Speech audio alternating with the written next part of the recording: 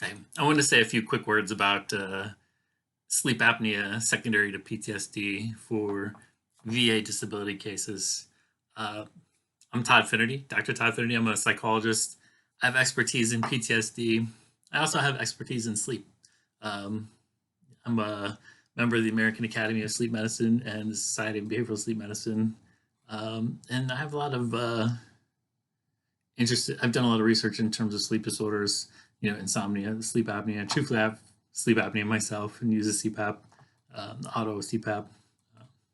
So, I have a lot of interest in it. I've done a lot of research on it. And I am willing to write Nexus letters for sleep apnea secondary to PTSD. You've seen where the VBA, VA, they've granted sleep apnea secondary to PTSD a number of times. There's lots of citations we can see where the VA has recognized the science, where it's at least in equipoise, it meets the veteran's burden of proof. At least as likely as not, connected between sleep apnea and PTSD. So, what I do is I get your medical records. I kind of review them to see, your PTSD, your sleep apnea, how they could potentially be connected. I review a lot of the research literature related to sleep apnea and PTSD. Sometimes it might involve weight gain, sometimes not. And then I also cite a lot of those VBA decisions where they use that same science. The VA recognized that to say, yes, this is connected, right? Sadly, a lot of times when you see a denial for PTSD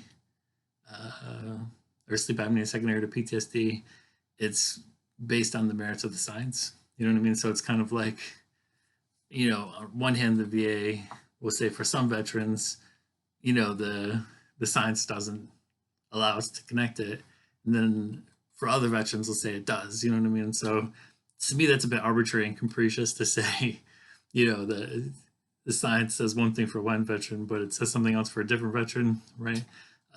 And considering the burden of proof that veterans have for VA disability cases, it really doesn't. It's really not fair, ultimately. So, if you have questions about it, or if you're interested in sleep apnea secondary to PTSD, feel free to check out my website. Fill out a form if you want on there with some of your details if you're interested in consultation. Send me an email, give me a call. Todd Finnerty, www.toddfinnerty.com. Also nexusletters.com.